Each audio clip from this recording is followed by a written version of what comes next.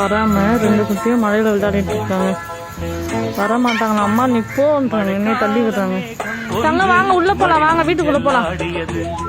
இதற்காகத்தானே அன்று ஒரு ஜீவன் வாடியது, மழைக்கால மேகம் ஒன்று மழை ஊஞ்சல் ஆடியது. இதற்காகத்தானே அன்று ஒரு ஜீவன் வாடியது. இத்தனை காலம் சித்திர பெண்ணை பார்வை ஒரு பாடல் பாடியது, அதில் ஊடல் கூடியது.